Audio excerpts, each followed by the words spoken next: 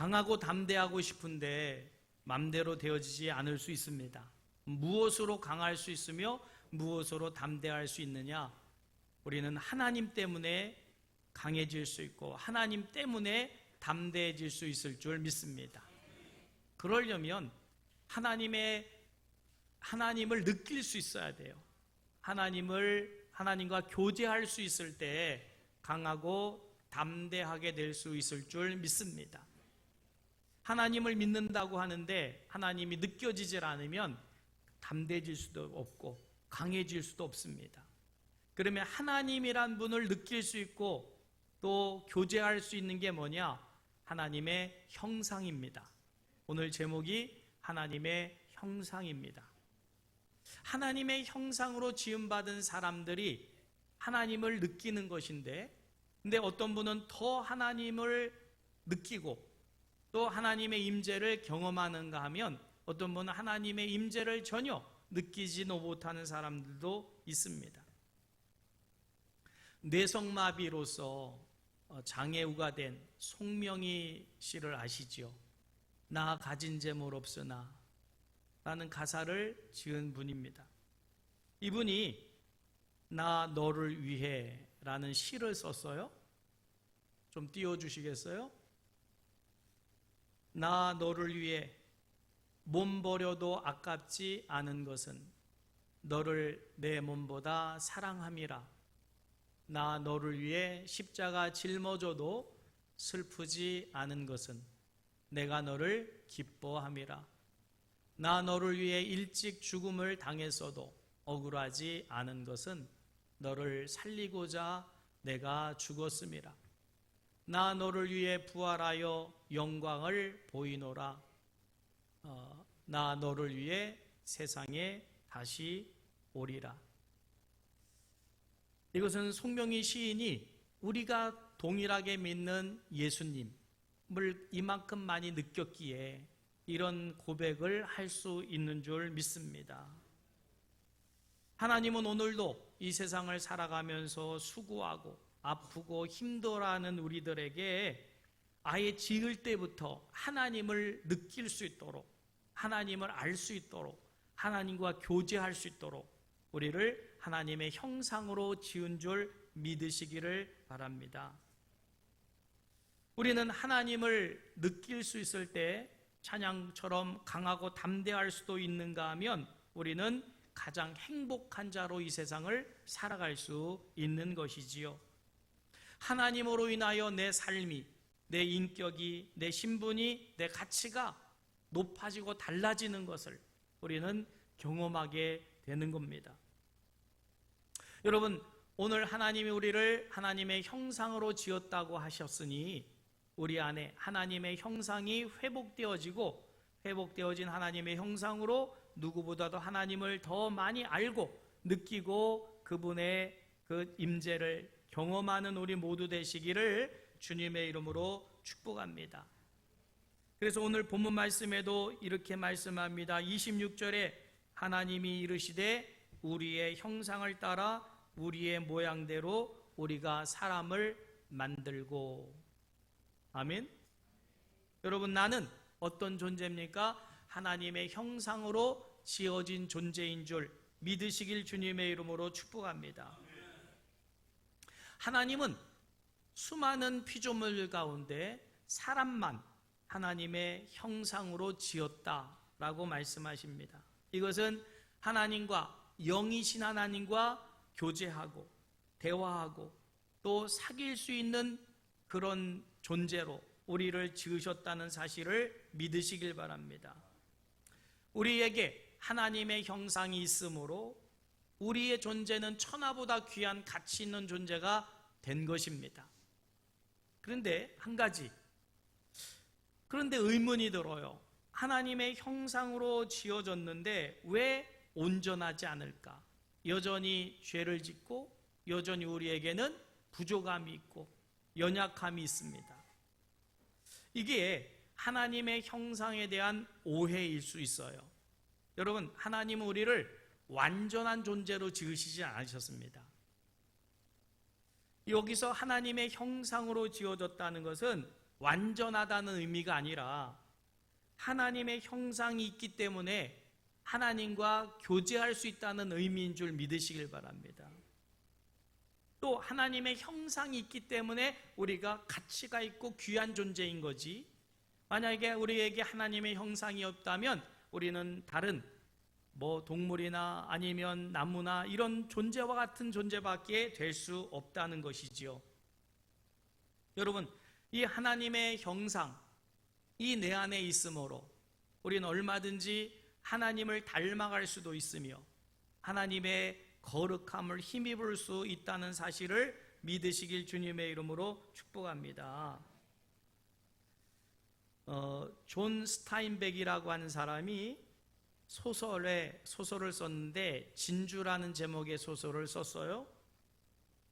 어떤 한 사람이 진주를 너무나도 좋아합니다. 진주를 사랑합니다. 진주에서 풍기는 그 아름다운 영롱한 그 빛에 반한 것이겠지요.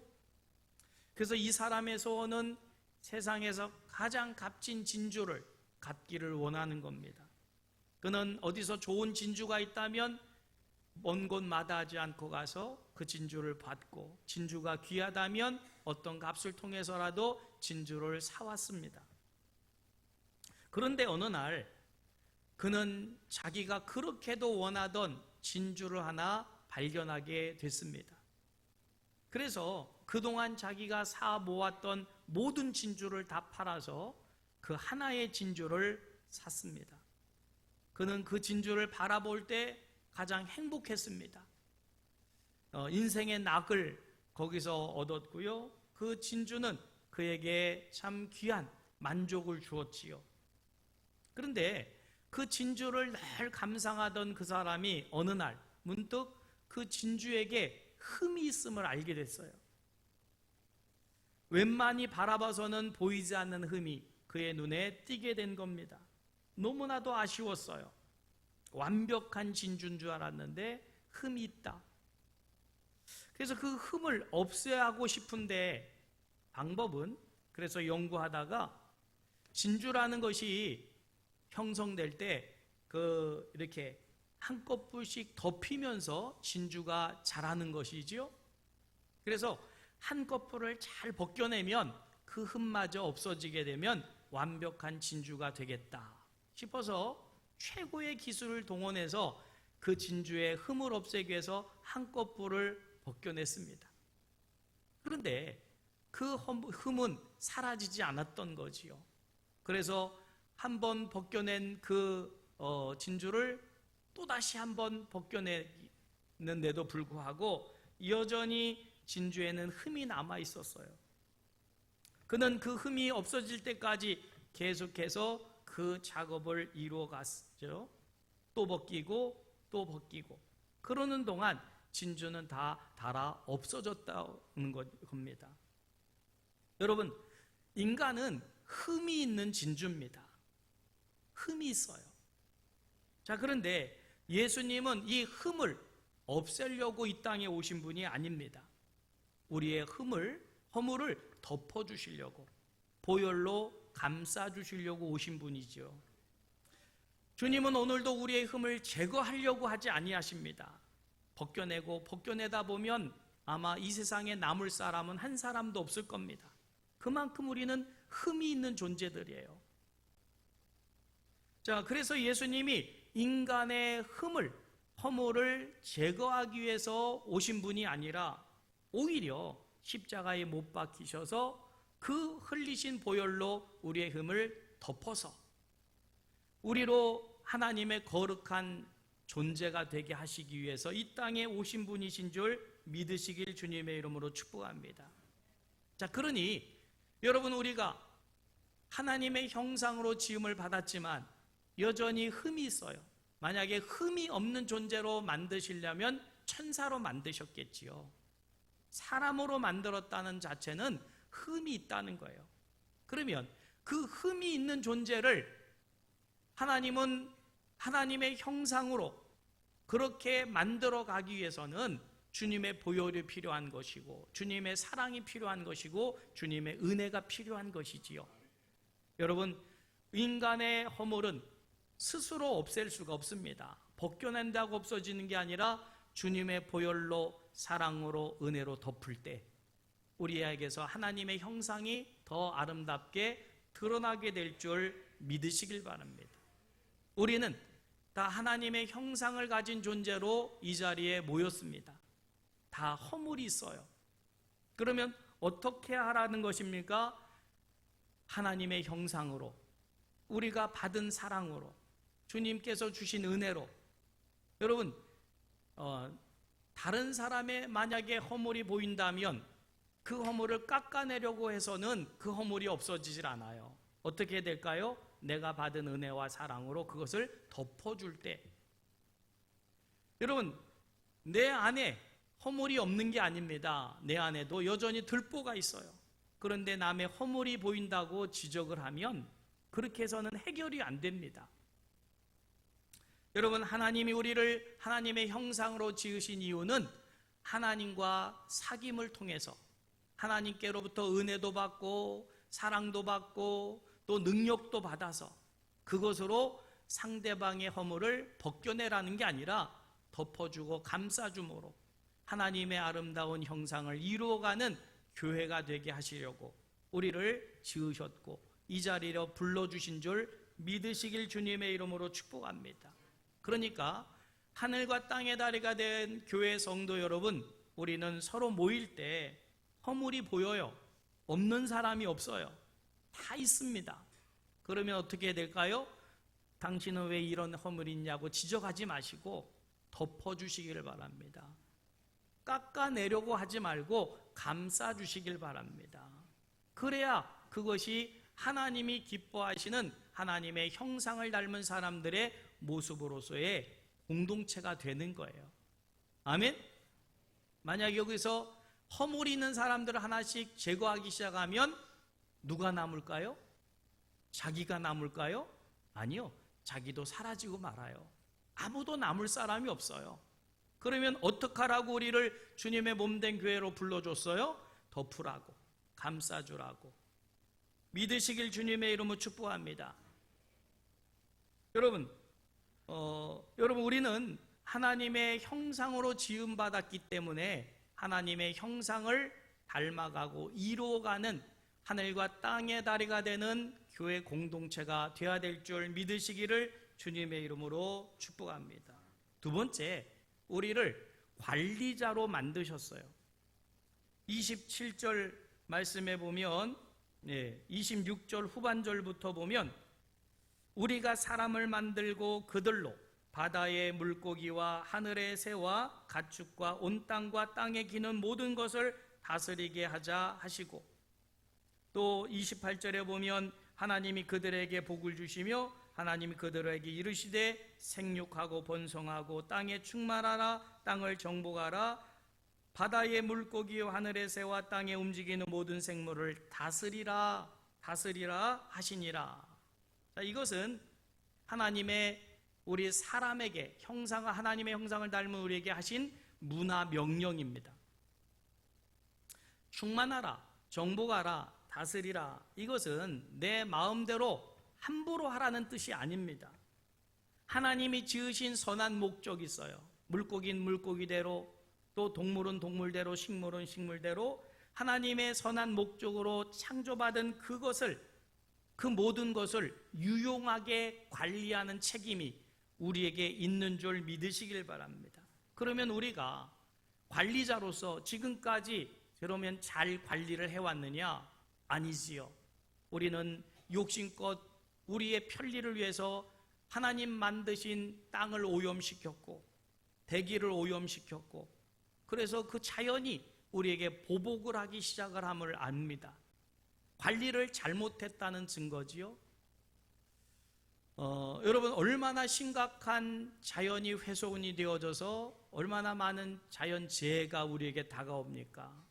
또 우리의 편리를 위해서 쓰는 일회용품 같은 쓰레기들이 얼마나 많이 생산을 해놔서 이제는 그 물고기의 뱃속에도 그 플라스틱 조가리가 들어가 있고, 고기들을 잡아서 보면 배를 갈라보면 고래 뱃속에도 우리가 만든 피티병이 거기 들어가 있고, 썩지 않은 그런 것들이 얼마나 많은 자연을 훼손시키고 있는가.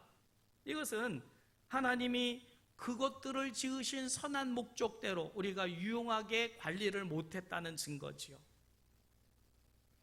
여러분, 우리는 예수를 믿는 우리들은 하나님이 지으신 모든 우주 만물이 하나님의 선하신 목적으로 지어졌음에 그것이 선한 목적대로 그곳에 있게 하기 위해서 관리자로 하나님 우리에게 명령하신 줄 믿으시길 바랍니다. 잘 관리해야 돼요. 그래서 우리 예수 믿는 사람들은 함부로 세제도 마음껏 쓰거나 일회용품 마음껏 쓰지 마시고, 교회도 일회용품들이 있습니다. 가능하면 쓰지 마세요. 좀 불편하더라도 스테인으로 만든 컵을 쓰시고요. 내가 뭐 먹고 나 혼자 버린다고 해서 그것이 하나이겠지? 아닙니다. 지금 얼마나 지구가 병들어가고 있는지 모릅니다. 자, 그런데 이 문화 명령이 그런 것만에 대한 명령이냐? 아닙니다. 하나님이 창조하신 형상을 가진 사람들의 관계도 이 명령 속에 포함되어 있는 줄 믿으시길 바랍니다. 하나님은 하나님의 형상으로 지어진 사람들은 더더욱 인간관계를 맺을 때 잘 맺어야 될 줄 믿습니다. 동물처럼 맺으면 안 되지요. 내가 필요하면 사귀고 필요하지 않으면 안 사귀고. 여러분은 어느 누구랑 지금 사귀며 살아가고 있습니까? 아니면 어느 누구면 사귈 수 있겠습니까? 우리는 대부분 내가 사귀고 싶은 사람이랑만 사귀고, 내가 또 이제 한계를 근 그런 대상들만 관계를 맺는 사람들이 있어요. 이것은 하나님의 뜻이 아닙니다. 이거는 이기적인 내 욕심의 어떤 선이지 하나님은 그렇게 말씀하지 않으셨어요. 여러분 지금 누구랑 사귀고 관계를 맺고 계십니까? 어떤 사람이면 그 사람하고 관계를 맺으시겠습니까? 원수하고도 관계를 맺으시겠습니까? 원수 사랑하시겠습니까? 성경은 뭐라고 말씀합니까? 원수까지도 사랑하라. 70번씩 7번이라도 용서하라. 그럼 대상을 어떻게 하신 거예요? 내가 사랑하고 싶은 대상만, 내가 밥 먹고 싶은 대상만, 내가 관계를 맺고 싶은 그런 사람들만 관계를 맺는 것은 그건 하나님의 뜻이 아니에요. 관계를 넓히시기를 주님의 이름으로 축복합니다. 그게 관리예요. 여러분, 내 이기적인 욕심을 채우는 관리가 아니라 하나님이 원하시는 관리자가 되어야 될 줄 믿으시기를 바랍니다. 우리나라가 어린이라고 하는 단어를 쓴 게 1921년이래요. 소파 방정환 선생님이 어린이란 단어를 그때 처음 공식화해서, 지금은 뭐 다 어린이라고 쓰지만 어린이라는 단어가 이 높이는 말이거든요. 어른 아이를. 그리고 이분은 아동 문학가로서 아동 보호 운동의 선구자로서 굉장히 앞서 있던 분입니다. 그래서 이분이 그 다음에 1923년 5월 1일 날 어린이날을 제정을 해서 어린이날을 지키기 시작했고, 지금은 5월 5일 날 어린이날로 지키게 됐는데, 이분의 마음속에 그 당시만 해도 어린아이는 수에 치지도 않았지요. 애들은 가라 뭐 이러면서 아주 하등하고 이렇게 아이들을 함부로 대하던 시대이기도 합니다. 그런데 그 마음속에 하나님이 원하시는 것은 어린아이도 또 소외받은 자도 함부로 하게 하시는 분이 아니니까, 이 마음이, 하나님 주신 마음이, 하나님의 형상이 그분에게 더 많이 있었던 것 같아요. 어느 날 밤 이 방정환 선생님의 집에 도둑이 들었답니다. 뭔가 인기척이 느껴져서 잠을 깨서 봤더니 도둑이 자기 집 물건을 챙겨가지고 막 나가려고 하는 순간이었습니다. 여러분, 혹시라도 도둑이 들어왔을 때 뭔가 훔쳐가지고 나갈 때 절대로 도둑 잡지 마세요. 잡았다가 큰일 납니다. 강도로 변할 수가 있어요. 그러니까 가져가면 가져가라고 그러고 나중에 신고를 하세요. 그래야지 괜히 도둑 잡겠다고 했다가 큰일 납니다. 근데 이분은 도둑을 잡으려고 한 건 아니고 도둑을 불러 세웠대요. 야, 이놈아! 남의 물건 가져가려면 인사하고 가져가라고 큰 소리를 쳤다는 거지요. 도둑이 깜짝 놀라가지고 주인이 깼으니 들켰으니 도망가야 되는데 인사하라고 소리 지르니까 이 도둑이 놀래가지고 세상에 어떤 도둑이 남의 물건 도둑질하면서 고맙다고 인사하고 가는 도둑이 어딘지하고 그냥 나가려고 그랬답니다. 그랬더니 더 큰 소리 치면서 이놈아! 남의 것을 가져가려면 인사하고 가져가라고. 그러니까 이 도둑이 너무 놀래서 그냥 갔다가는 더 크게 소리 지르면 다른 사람들 깰까봐 인사를 했대요. 그래, 야, 임마 고맙다. 그러고는 갔답니다. 그런데 그 다음날 아침에 경찰이 이 도둑놈을 잡아온 거예요. 대질신문을 시키려고 이 집 물건이 맞느냐고 이제 확인을 시키기 위해서 도둑놈으로 이제 잡아 넣기 위해서 데려온 거지요. 그러면서 도둑놈이 훔쳐간 물건을 가지고 이거 선생님 집 물건 맞습니까? 라고 물었을 때 이 방정환 선생님이 뭐라고 대답했을까요? 예, 그 물건 제게 맞습니다. 그러나 그 물건은 제가 이 사람에게 선물로 준 것입니다. 아무리 생각해봐도 경찰이 생각해봐도 이거는 이 방 선생님이 이 도둑을 비유하는 것처럼 느껴졌어요. 그래서 아니, 도둑을 비유하지 마시고 두둔하지 마시고 이거 당신 물건 이거 지금 도둑놈이 도둑질 한 것 아닙니까? 라고 물으니까 이 방 선생님이 도둑에게 이번엔 묻습니다. 당신 이 물건 가지고 갈 때 나한테 고맙다고 말하고 가져갔냐? 아니면 그냥 가져갔냐? 어떻게 하고 가져갔습니까? 야, 그래 고맙다 이놈아 그러고 가져갔잖아요. 고맙다는 소리는 했잖아요. 그래서 고맙다는 말하고 가져갔다. 이렇게 도둑도 얘기를 했습니다. 그러자 이 방 선생님이 경찰한테 세상에 어느 누가 물건을 도둑질해 가면서 고맙다는 말을 하겠냐.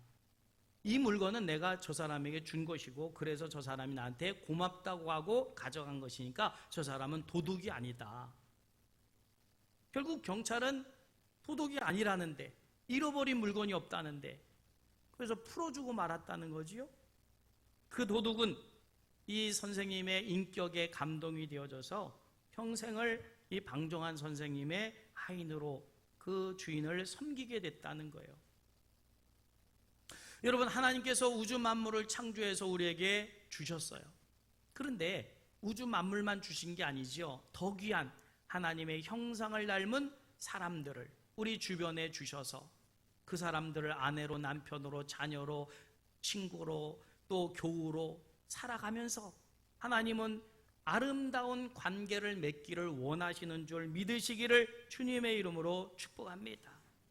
그러니까 세상에 공기나 물이나 이런 것도 우리가 잘 관리해야 되지만 하나님의 형상을 닮은 사람들끼리 이 관계를 아름답게 잘 관리해 나갈 때 하나님께서 그 모습을 통해서 영광 받으시는 줄 믿으시길 주님의 이름으로 축복합니다. 그러면 그렇게 관계를 맺어 나갈 때 내가 맺고 싶은 사람이랑만 내가 좋아하는 대상들만 관계를 맺는다면 그건 하나님이 원하는 뜻이 아니고요. 원수까지라도 관계를 잘 맺어서 그로 마음에 감동과 감화가 있게 해서 우리로 그 사람들로 예수님을 믿게 하고 한 형제자매가 되게 하는 그 관계를 이루어가라고 하나님께서 우리를 하나님의 형상으로 지으신 줄 믿으시길 주님의 이름으로 축복합니다. 우리 하늘과 땅의 다리가 되는 교회는 이 관계를 잘 맺어서 먼저 하나님을 기쁘시게 하는 그리고 우리가 모두가 행복을 누리는 귀한 관계를 잘 맺어가는 관리자가 되기를 주님의 이름으로 축복합니다. 세 번째로 하나님 우리를 복된 존재로 지으셨다라고 말씀하셔요. 읽어볼까요? 28절입니다. 하나님이 그들에게 복을 주시며 하나님이 그들에게 이르시되 생육하고 번성하여 땅에 충만하라. 땅을 정복하라. 바다의 물고기와 하늘의 새와 땅에 움직이는 모든 생물을 다스리라 하시니라. 아멘. 자, 하나님은 우주 만물을 지으실 때 제일 처음에 사람 창조를 염두에 두시고 닷새 동안 먼저 사람을 위한 배경, 사람을 위한 그 상황, 그 세팅을 하신 거지요. 하나님은 천지 창조를 그냥 하고 싶으신 대로 하신 게 아니라 정말 사람이라고 하는 존재를 짓기 위해서 그 사람에게 필요한 모든 것을 미리 다 만들어 놓으시고 하나님의 형상을 닮은 우리를 지으신 줄 믿으시길 바랍니다. 화가가 그림을 그릴 때 아무렇게나 그리지 않습니다. 먼저 머릿속에 구상을 해요. 내가 무엇을 그릴 건가? 어떤 주제로 그릴 건가? 그래서 캔버스에 자기가 그릴 그 그림을 스케치를 하지요. 그리고 전체 구도와 함께 그 주변 것들을 다 그리고 나서 자기가 특별히 나타내고자 하는 그 대상을 마지막에 완성을 해서 그 그림을 통해서 자신의 뜻을 나타내는 것이지요. 하나님은 우주 만물을 창조하실 때 사람이란 존재를 먼저 생각하시고 사람이 살 수 있는 무대를 하나님께서 차례로 만드신 줄 믿으시길 바랍니다. 그러면 나 위의 모든 것들은 다 하나님이 나를 위해서 주신 거예요. 나를 복되게 하시기 위해서 주신 것들인 줄 믿으시길 바랍니다. 자, 그러면 우리는 이 온 우주 만물을 통해서 복을 받아요. 복을 누립니다. 여러분, 숨 쉬는 것도 복이고 물을 맛있게 마시는 것도 복이고 우리가 또 음식을 맛있게 먹으며 건강을 유지하는 모든 것도 다 복인 줄 믿으시길 바랍니다. 다 희생적으로 그 피조물들이 우리에게 희생하고 있는 거지요. 자, 그러면 여러분, 복을 누리라고만 주셨겠습니까? 아니요. 그 복을, 누리는 복을 나누라고, 베풀라고 주신 줄 믿으시길 바랍니다. 이기적으로 나만, 아니지요. 여러분, 받은 복을 베풀고 나눌 수 있기를 주님의 이름으로 축복합니다. 그래서 사실은 동식물들, 그런 것들에게도 우리가 유익을 얻지만 그것들이 잘 또 살아갈 수 있는 환경도 만들어야 돼요. 이번에 저는 알았어요. 부산에 갔다가 저희 딸이 계란을 사는데, 아버지, 거기 계란에 숫자가 적혀 있대요. 스탬프로 찍혀 있는데 1, 2나 2가 있는 계란을 사다 달래요. 저희는 그냥 아무거나 사다 먹었어요. 여러분, 계란 그 숫자가 찍혀 있는 거 아십니까? 3도 찍혀 있고 4도 찍혀 있어요. 근데 앞으로는 1, 2 찍혀 있는 것만 사 드세요. 조금 비싸도.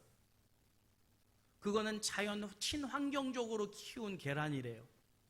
그래서 좀 더 비싸대요. 저는 뭣도 모르고 막 사다 먹었는데 막 사다 먹을 게 아닌 거예요. 동물 생존권? 동물 무슨 권? 그런 것도 있잖아요.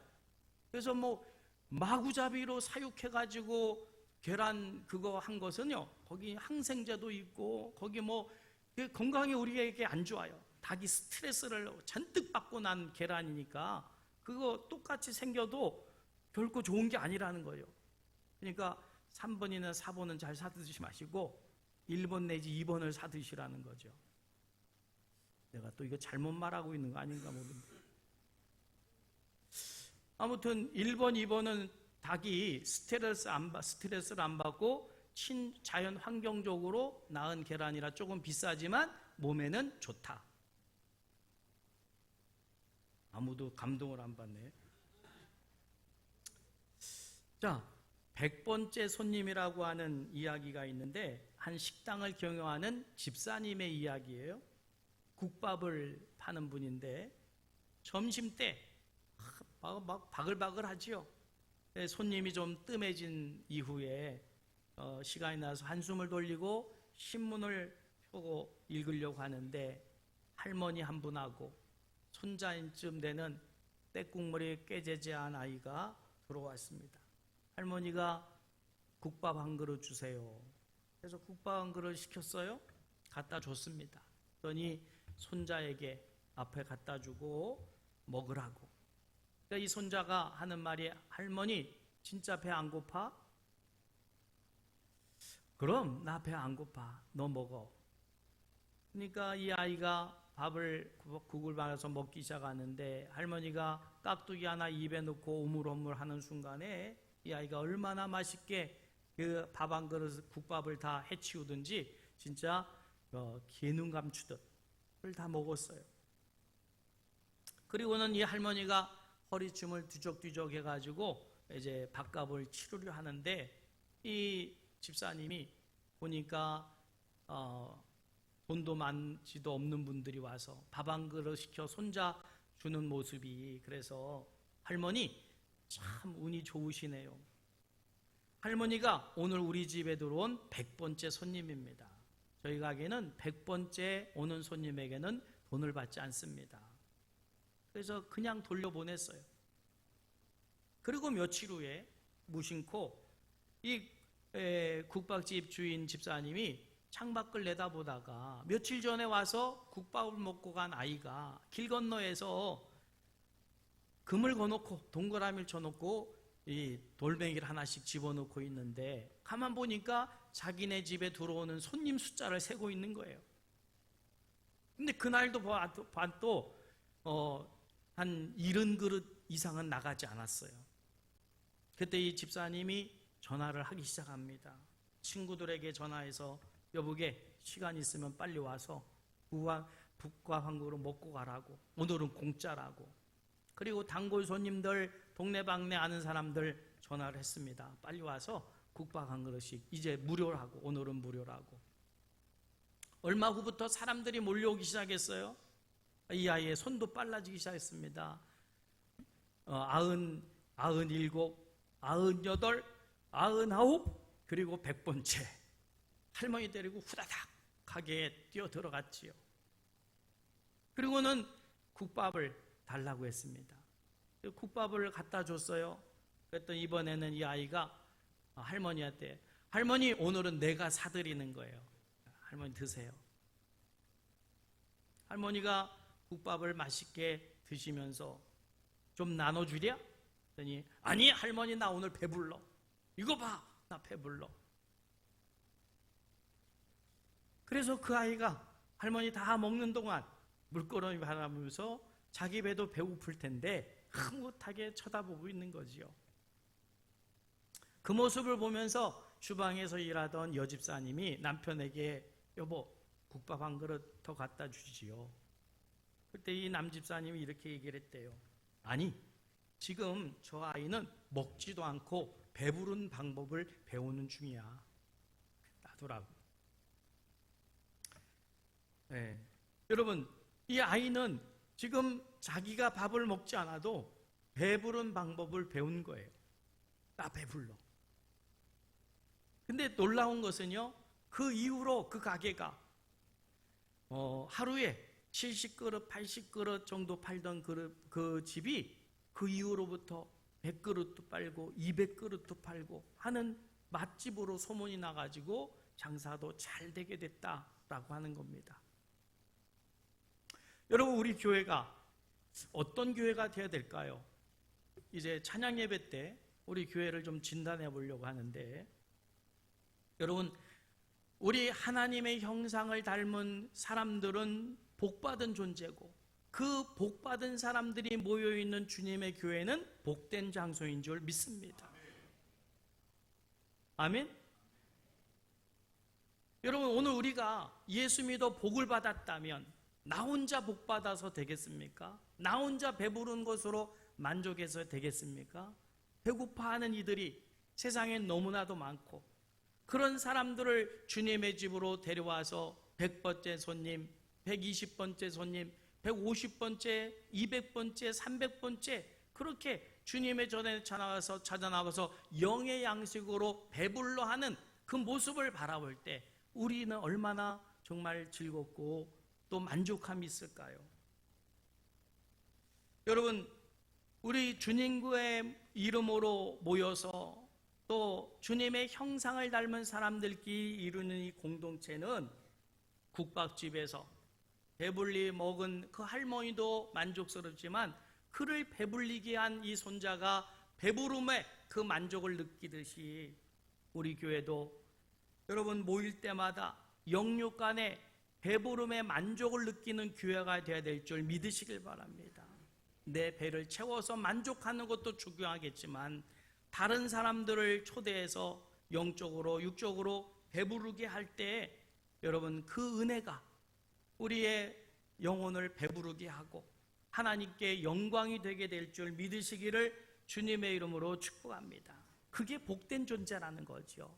내 배만 채우는 게 아니라 세상에 죽어가는 영혼들을 구원해서 그들에게 신령한 은혜의 만나를 함께 먹게 해서 그들이 배불러하는 모습을 보면서 기뻐하는 것, 이게 바로 복된 존재의 모습인 줄 믿으시길 주님의 이름으로 축복하면서 하나님의 형상을 닮았다면 우리는 그런 교회를 이루어가야 될 줄 믿으시길 주님의 이름으로 축원합니다. 말씀 생각하시면서 보소서 주님, 우리에게 사실 선한 게 없어요. 그렇지만 주님께서 우리를 통해서 하나님의 선하심을 이루어 가실 수 있기 때문에 여러분 그렇게 쓰임받는 하나님의 형상을 닮은 우리 모두 되어야 될 줄 믿습니다.